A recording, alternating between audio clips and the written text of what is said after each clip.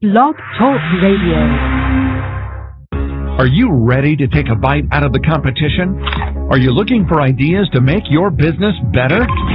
Welcome to the Core Business Show with Tim Jacquet, sponsored by Apple Capital Group. At the core of every successful business, you'll find people making a difference. And with each episode of the Core Business Show, we talk with those people, examine those ideas, and explore the strategies that make them special. Now, the host of the Core Business Show, Tim Jacquet. Well, good morning, everybody, and welcome to another episode of the Core Business Show. Today, I have a pleasure of having Carl Warner. We're going to talk about several movie projects he's been working on, namely Dating Home Mars, a comedy web series. He's an independent producer and director and writer. If you want to call in at 347-324-3460, or you can pose a question in the chat room, and we'll go ahead and read it on the air. Well, Carl, welcome to the show. Thank you. How you doing? Great. Thank you for joining us today. I guess to begin with, kind of tell us about yourself. Well, our listeners like to get personal stories, so just if you don't mind sharing us some. Yeah, sure. Well, I'm a Jersey boy, born in Glen Ridge, New Jersey, where Tom Cruise went to high school, as a matter of fact. But pretty much I lived in Lake Hiawatha, moved to Verona, and then eventually went to high school in Livingston, New Jersey, where I was interested in becoming a writer first. Mm-hmm. And the problem was that being a writer and working on my first sci-fi novel, I was spending more time at the typewriter than out with girls. So basically, that wasn't going to work for me. So I got into songwriting because it didn't require lengthy pages of text in a novel. And I could write 2-minute, 3-minute short songs, and that might get me some more girls that way in songwriting and singing to them and so forth. Which worked out for me too, as a matter of fact, as a songwriter. And then I got into filmmaking, and then after that, I became an actor. So it was kind of like that's the order of things for me: a writer, songwriter, filmmaker, and then eventually an actor. Okay, perfect. And go ahead. Yeah. So I'm basically just extremely creative. I guess it's in the genes. I don't know. My grandfather was a writer, and my father was a bit of an entertainer. So that's pretty much what I wanted to be. I wasn't very good in sports. I wanted to be in soccer, football, baseball, basketball. None of those things were any kind of physical activity like that. It just didn't work for me. So I had to find some other outlet, and it was the creative outlet that worked for me. And basically, I started filmmaking because I watched some home movies of a friend of mine that were shot on regular 8mm film. The idea came that, hey, why don't we shoot our own movie with a story, or that sort of thing. And this is way back in the early 70s, shooting in 8mm. Eventually, later in the late 70s, they came out with Super 8 sound cameras. Yeah. And I purchased probably the first Super 8 sound camera in New York and started shooting with this Super 8 sound camera and bought some editing equipment and the projector as well, because you had to buy the projector, the sound projector that, in order for you to view and hear the film, because there's a sound strip and the projector had that ability to do that. So I got into filmmaking, starting off as a Super 8 sound filmmaker, just kind of shooting films with no real story. Even though I'm a writer, I just thought, well, let's just wing it. Yeah, for now. Let's shoot this anti-war film, The Unknown Enemy, I think it was called. I had some army clothes, and I had some local kids playing soldiers and things like that, and we kind of shot this anti-war in the neighborhood with no real plot or story, and we're just kind of winging it, and that's what happened. But of course, I realized eventually that the most important thing in a film or making a film is the story. That's the number one thing. And you've got to have the story and the script first before you start shooting it. You just can't go winging it unless you're shooting a documentary or something. Well, which I did. Kind of ironic. It's kind of ironic. I mean to interrupt you. I know you have to have an outline, but one of the best-known movies that I think they improvised the whole show was, if you recall, Beverly Hills Cop. They said that we had a script, but Eddie didn't follow it. But he was so funny, and he kept things going. We just let it roll. Yeah, well, it was one of the comedy. most successful movies in the 80s. Yeah. Yeah, that's comedy, though. I think with comedy, you can get away with it. I don't think you can get away with it in science fiction or dramas or serious subject matter. I don't think you can get away with it unless you're shooting a documentary, as I mentioned earlier. But with comedy, I think you can get away with it. And as a matter of fact, with Dating on Mars, which is the web series that I'm currently shooting and editing, it is a comedy, and the actors are required to do some improvisation. It's loosely scripted. So as you mentioned with the Eddie Murphy film, much of it is like that. There is a script, of course. There's an outline, there's a script, there's dialogue, but I allow the actors to express themselves as actors and do whatever comes to mind. And if they come up with something funny or funnier than what was written in the script, by all means, let's shoot it that way. Wow. So that works for me. Although the TV pilot that I shot a few years ago, Future Man, which is based on a play that I wrote, Life with Nostradamus, back in '96. I shot a TV pilot, about 20-minute TV pilot. Now, that was totally scripted. There was hardly any improvisation back then. But this series, this web series, I do allow for the improvisation because it just makes it more fun, and there's opportunities for some great humor and funny moments because the actors are coming up with things that, as I mentioned, are not in the script and are even funnier than what was written in the script. Well, is it really difficult? How did your inspiration come to you? It hits me like a brick. Wow. It just strikes me all of a sudden. I know that inspiration comes to people in different ways. I know that Paul McCartney, the Beatles, several of his songs came in dreams. Like yesterday, it came to him in a dream. And with me, I'll take a nap and I'll just wake up suddenly and it just hits me. It's like, wow, that's the ending to the episode, or that's the plot, that's the story, that's the concept, and then you go with it. You have the kind of the seed of the story, an idea of it, and then you just start to develop and work on it, and to a full length feature or short, or in this case, a web series. Wow. So I don't know any other way to explain it. Like songwriting, the same thing. Where do songs come from? I mean, where do the melodies come from? Where do the lyrics come from? How can you explain that? Do you think, in the course of all of that these things come to you in spurts? I mean, some people have all this built up energy in them that can produce a whole portfolio of music within a short period of time. And then once that is gone, then all of that creative energy is out of them. Now it's hard for them to go back and recreate what they had.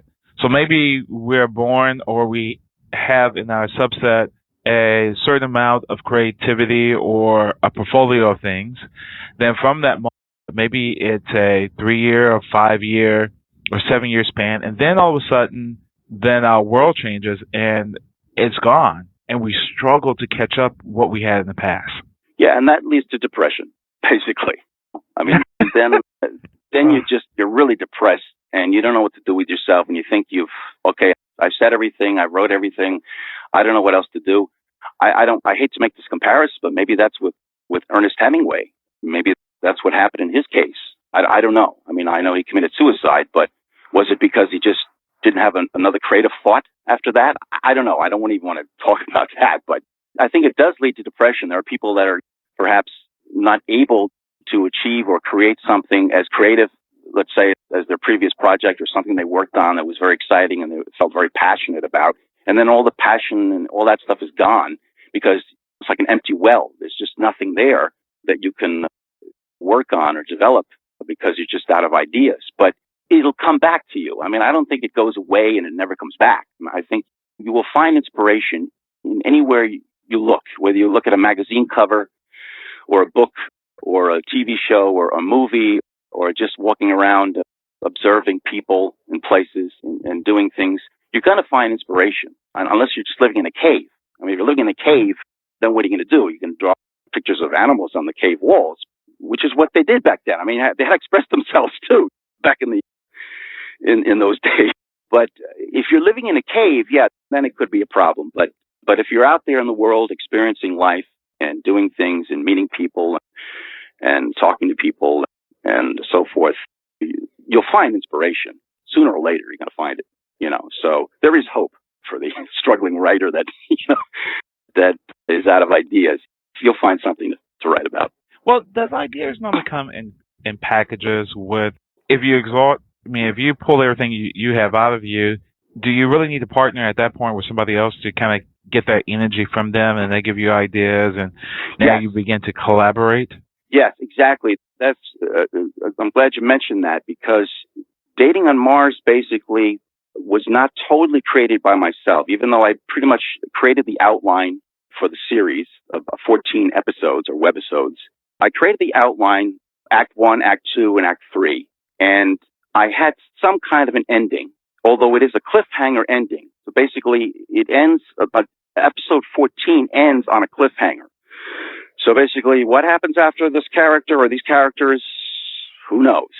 But during the whole creative process of writing it, I do have an actor friend of mine, Martin Pfefferkorn, who is also involved in the project as an actor and a co-director. He's my collaborator, and he's the one that comes up with some of the funnier or funny stuff that we add to the scenes that are not in the script.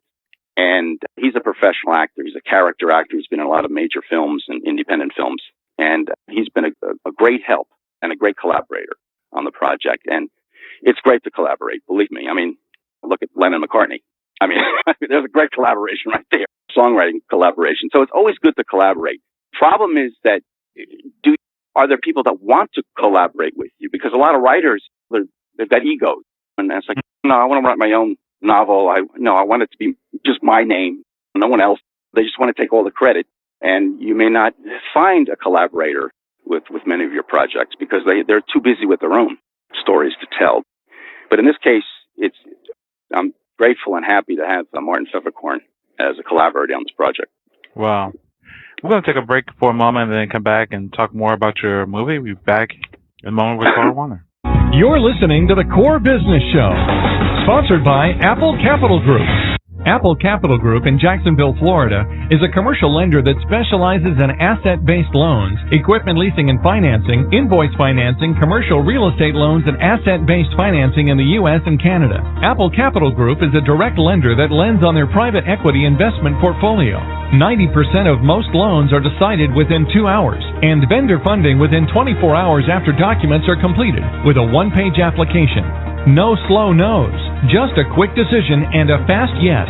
To get more information about lending from Apple Capital Group, call 866-611-7457. That's 866-611-7457 to speak with one of our loan specialists. Or visit us right now at applecapitalgroup.com. Welcome back to the Core. Once again, here's Tim Jacquet. Again, we're with Carl Warner, independent film director, producer, and writer. Carl, if a person looking at coming into this particular industry, what advice will you give them? What advice? Go out and shoot it, no matter what. Whatever you got to do, whatever it takes, go out and do it. Grab the bull by the horns and do it, regardless of lack of finance or lack of cooperation from people. If you have a vision, then go out and do it yourself if you have to. And in most cases, you do, because who else is going to do it? I mean, do you have Paramount Pictures behind you? Do you have Fox TV behind you on the project? Chances are. So you have to go out and make it happen, in which case, what I've done in this case, I produced, directed, and wrote a TV pilot, shot it myself. Of course, I hired a cameraman and an editor, but I hired the people to complete the project myself. And I have to go out and promote it, too. In this day and age, you wear all the hats, okay? Let's face it. Okay. You wear all the hats, because who's going to do it for you except you? I mean, I went to a music ASCAP, I Create Music Expo in Hollywood a few years ago. And at one of the seminars, a kid stood up, a young teenager. Yeah, I'm a songwriter. I've been writing these songs, but you know what? I don't have enough time to write songs because I'm out there promoting it myself. I mean, and I don't have much time to write any more songs. What do I do? And it's like, well, unless you got Capitol Records or Sony Records or whatever company behind you to promote and market your music, you got to do it yourself, unfortunately. So, as I said, you're wearing all the hats. You're out there, you're shooting, you're directing, and you've got to promote it yourself. I think a lot of filmmakers, the problem with filmmakers is they produce these films, but they don't take the next step to go out and really promote it. I mean, go out and do all these interviews. Go out and interviews, radio interviews, TV, whatever you can do to promote your film. Because if you don't do that, you're a tree among other trees in the forest. I mean, how are you going to stand out? How are you going to get grab attention to people that if you want to get their attention, you're going to have some marketing or promoting strategies to make that happen. That's basically all I can say about it. There's no miracle cure or anything or any incredible magic way to make your film an Academy Award-winning film unless you got to start yourself and make it happen yourself and then do as much as you can.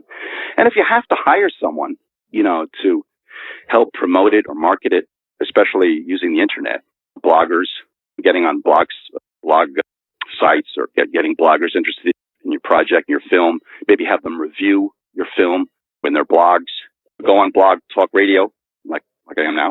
I mean, do whatever, because take advantage of the internet, because Fox TV and Paramount Pictures ain't doing it for you, okay? They're not doing that for you. You have to go out and do it yourself. As an independent filmmaker, you have to wear all the hats. Well, do you think it's a lot easier today to make a film? Reality is really big. What is your comments regarding reality TV? I mean, it's really have taken over the airwaves. Okay, my comments about it, I really don't want to comment too much about it, except for the fact that we can blame the writers' strike. Many years ago, when they had the writers' strike in Hollywood, when many of the writers were striking because they weren't making enough money or getting enough money for their writing talents for episodic television and dramas and comedies, they went on strike. Mm-hmm. But television had to keep the entertainment going. Oh, so, hey, we still have to entertain people, but the writers are on strike. What do we do now? So they came up with reality TV. MTV, I think, is probably responsible for that, really. MTV started. Music television became what it is now. It's no longer music television, but I think MTV is to blame for reality TV show now, starting the whole trend of getting people together in a room or at the seashore, like the seaside heights, like Jersey Shore and so forth, getting together and doing the most outrageous, over-the-top things you can imagine. And believe me, it's manipulated by the producers. They're not just hanging out. I mean, the producers are manipulating them. I mean, they're telling them what to do and shooting it and editing it in a certain way to make it entertaining. And, that's what that's all about. And I don't know. I mean, why people are attracted to that. Look, that show, Jersey Shore, has lasted, I think, about 6 or 7 seasons now. And so did Mayberry, the show from the early 60s. That lasted about, RFD?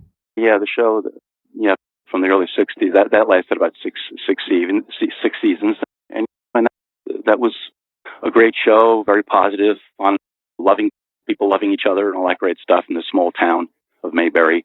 And then today you have Jersey Shore, where people are showing off their tummies and their cleavage and acting like crazy people. So I don't know what the point of that is, but people just want to be entertained. But the thing is, I think that Jersey Shore appeals to a certain demographics, though. I think it only appeals to 14 to 28 or something like that, college kids, younger teenagers. I don't think Jersey Shore appeals to adults because I don't think they're happy to see people behave like that at the shore in New Jersey. I mean, I think they're like, wait a minute, I live in Seaside Heights, I live at the Jersey Shore, and I don't know any of these people.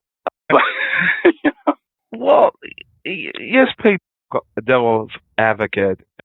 And being a young producer coming up through this particular genre, I mean, you have a lot more opportunities from digital that's less expensive to shoot.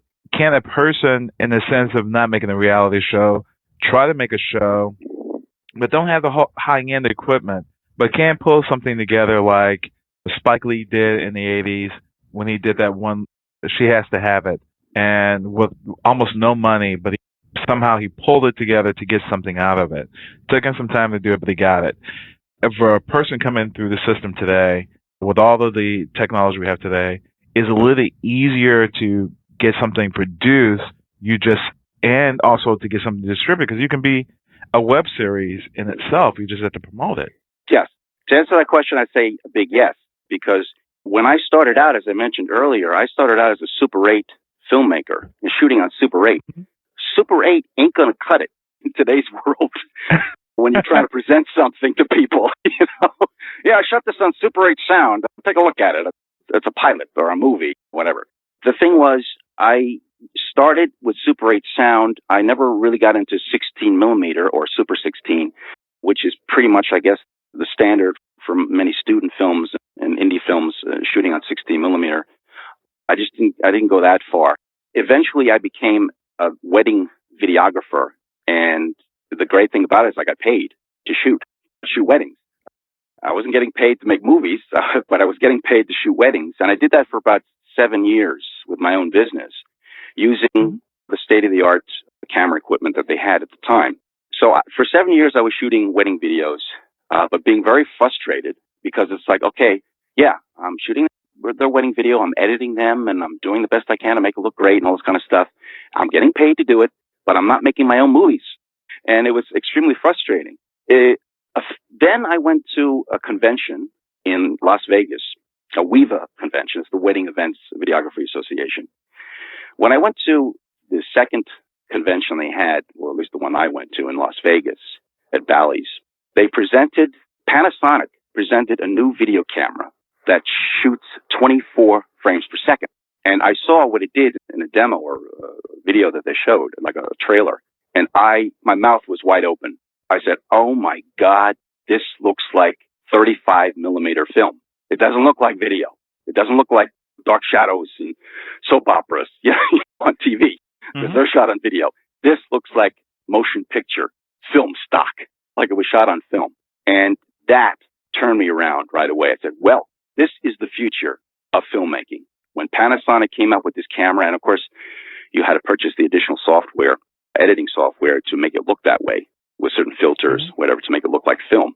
That blew me away. I said, now I can make my movie. Now I can make my TV pilot. Now I can do whatever I want as far as making films, because now we have a camera that can accomplish that. We have the technology. Now we can go out and do it. So yeah, with all these cameras that are out now, shooting in high definition, 24 frames per second, that kind of thing, you can make your film, feature length, short, web series, whatever. You can make it look as professional as the big guys, And there are some other cameras like the Red camera that is one of the best cameras for shooting films now.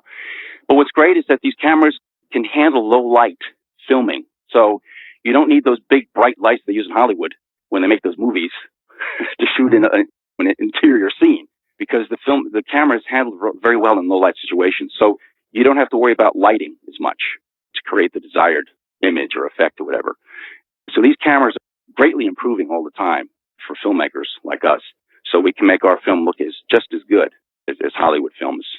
And getting back to the Spike Lee thing, that film that you mentioned was shot in black and white, mostly. There was one brief color scene, but I know the film you're talking about. Can you imagine how tough it must have been for Spike Lee? I mean, he's an African-American filmmaker, and Hollywood is pretty much predominantly white guys making movies there.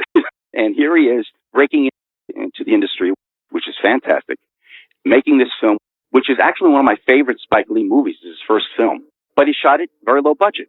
You know what? That's the way to go. Shoot it low budget, because what are they going to give you? They give you $20 million and okay, now I can do it the way I want to do it. That's not how reality works. I mean, if you're going to start on a project, you're not going to be given $20 million to make a movie. You're going to start low budget. And if you can accomplish it and tell your story and shoot it nice, make it look nice and sound is good and all that great stuff, you don't need $20 million to make your short film. Psycho, Alfred Hitchcock's film, was shot under $1 million. It cost under $1 million to shoot that film. It is a brilliant, absolutely brilliant horror film. And it's all in the storytelling and in the editing. That's what makes it work. And it cost them less than $1 million to shoot. So think about it. Why does it cost millions of dollars, 20, 50, $100 million to shoot a movie? Why the cost is so high? I'll tell you why. Why?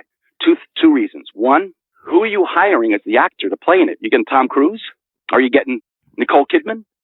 Are you getting Jack Nicholson? Are you getting Robert De Niro?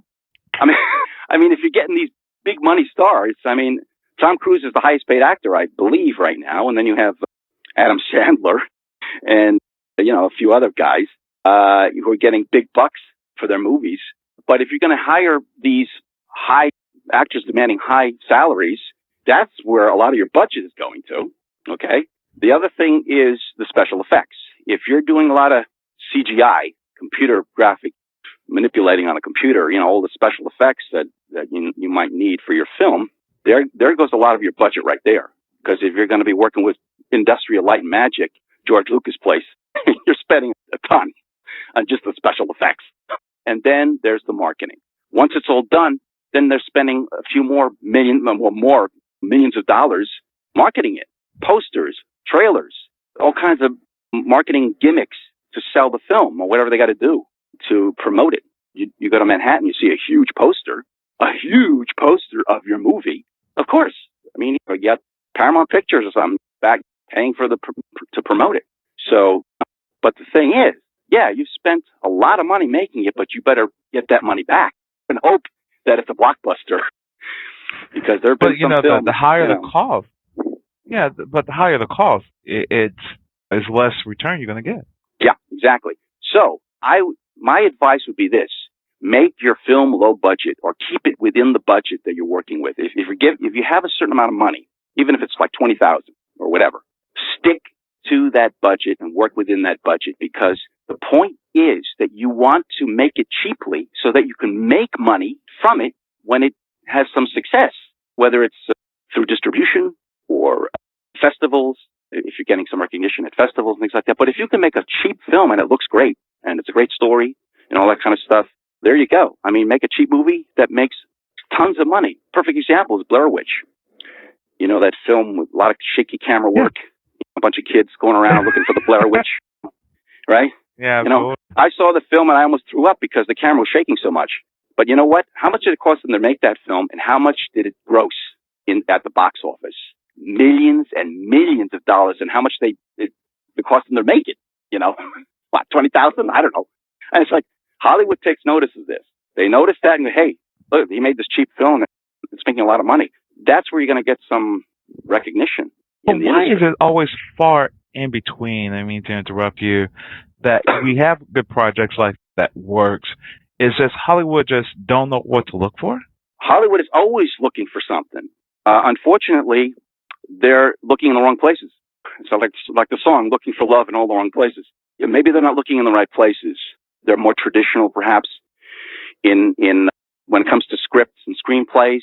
I mean, they're going through agents and looking at screenplays. What about the independent screenplay writer that doesn't have an agent? What is he going to do? What if he's got a killer script, but he doesn't have an agent? So it's not going to get to some guy at Paramount or at 20th Century Fox because he doesn't have an agent. So they need to look further out and to find the good scripts out there rather than rely on agents who are just supplying the scripts for them to look at. And chances are, well, Hollywood is playing it safe by just doing remakes. They're just remaking films that have been made before and remaking them. Taking of Pelham 1, 2, 3, that's a remake. You name it, the list goes on. I mean, there's just so many films. And then, of course, the comic book characters like Spider-Man, Batman. Yeah. I mean, those are the ones that are making big bucks for the studios because we've already established these characters a long time ago in the comic books. So we know all about these characters, and it's already got an audience, mostly teenagers, but, it's already got an audience. So they know that they're making big bucks with comic book characters on the big screen, and they can do it now because of CGI. Before CGI, you couldn't create all these incredible effects like for Spider-Man and Batman and Superman and all that kind of stuff. You couldn't do that 20, 30, 40, 50 years ago. I mean, now with computer graphics, you can do anything. So, of course, Hollywood's going to jump on the bandwagon with superhero movies, the Avengers and all those films. Yeah, how many times you can make remakes Batman and Spider-Man? I mean, well, it's like, yeah. A lot of times they call it reimagining. They reimagine it. I think the new Amazing Spider-Man, which I think it's called the Amazing Spider-Man, has been sort of reimagined. So it's not the old Spider-Man from a few years ago. It's like the new Spider-Man, but reimagined. It still looks the same to me. So it's like, oh, it's better now. But it still comes down to the story. I mean, if you got a really good script, really good story, and good characters, I don't care how many special effects you got. Special effects, great, sure, wonderful. But you still got to have a good story and good characters and good dialogue. Well, let's back up for a second, back to your project. You have a lot of theater experience, a lot of film experience, a playwright, recordings, I mean, and it goes on and on. Tell us about this Dating on Mars movie Okay. and where it can be found. Dating on Mars is a web series comedy presented in 14 webisodes. I guess that's the term they use now, webisodes. Short webisodes. Basically, they're only about anywhere from 7 to 9 minutes in length. And I thought this was very appealing to me. Presenting something broken up into short episodes with possibly a cliffhanger after each episode, much like Flash Gordon. The serial Flash Gordon, I think it came out in 1936, I think is when Flash Gordon came out. And they showed these serials, these short 13 episodes of Flash Gordon in the movie on the movie theaters. That was great as a kid watching it, not in the movie theaters because I wasn't even born then. But when I started watching them on television, I saw the Flash Gordon, black and white Flash Gordon episodes, short episodes leading up to a cliffhanger. I thought about that when I worked on Dating on Mars. I said, hey, that's the way I'll construct this project. Not as a feature film, not as a short, but as a web series in 14 short webisodes, building up to some type of cliffhanger. And the inspiration also came from not only Flash Gordon, but it also came from Rich Man, Poor Man, the series on television based on the book, Thornbirds, all those shows, I think in the 70s, where they were based on novels, and then they made them into this one episode of Rich Man, Poor Man, and you have to follow the story in order to find out what happens to these characters.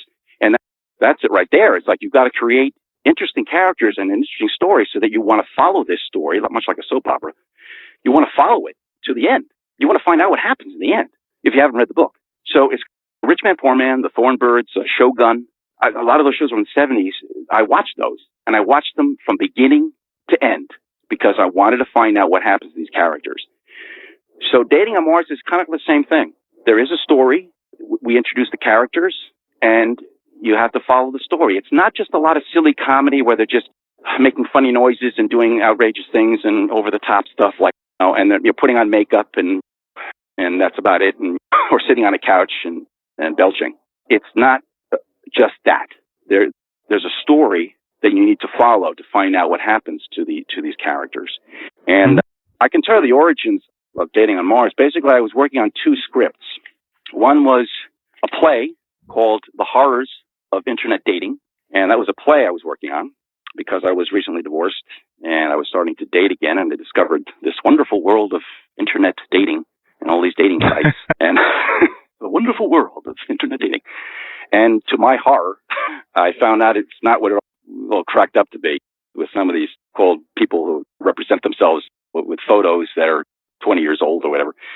And you meet them and they're nothing like their photo, or their personality is just like, oh boy, nothing like their profile. So I wanted to write a play about that experience, because you write and that's what I wanted to do.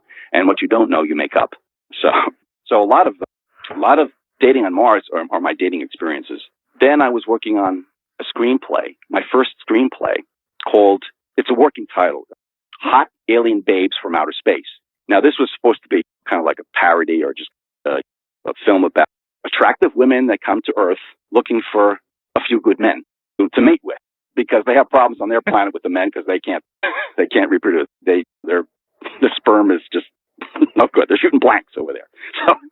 So they're looking for so it was a comedy. But the other thing about the script was that I was hoping to incorporate all these things that I grew up with watching science fiction films. So there's scenes like moments like 2001: A Space Odyssey are in there. Forbidden Planet is in there.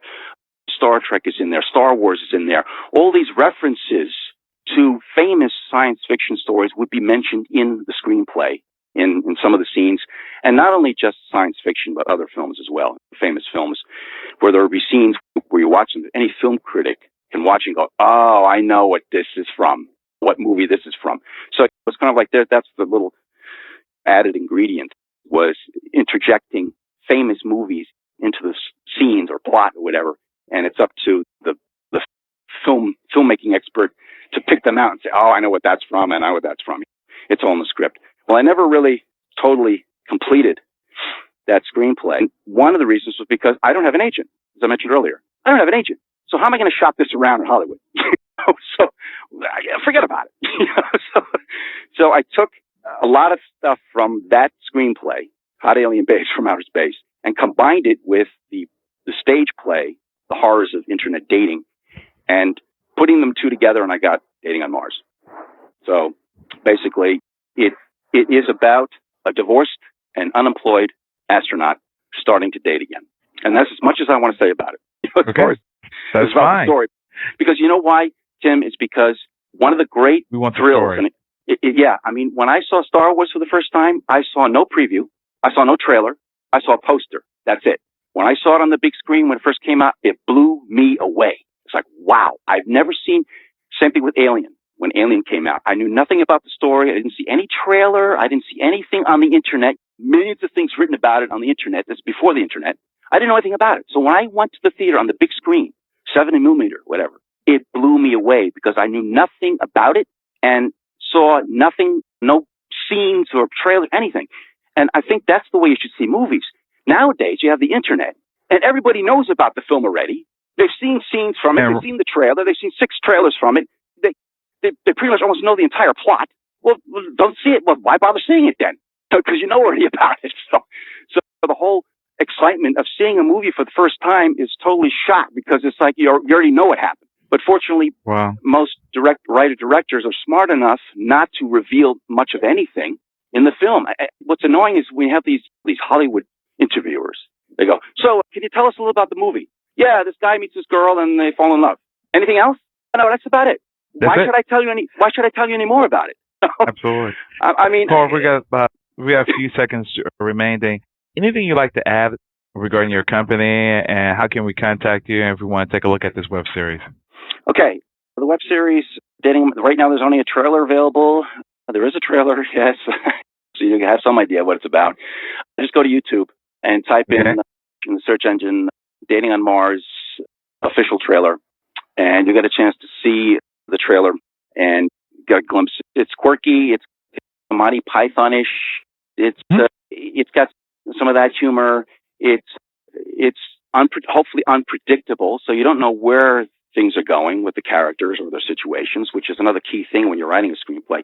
Be unpredictable. Don't be predictable where this character's going, what he's doing.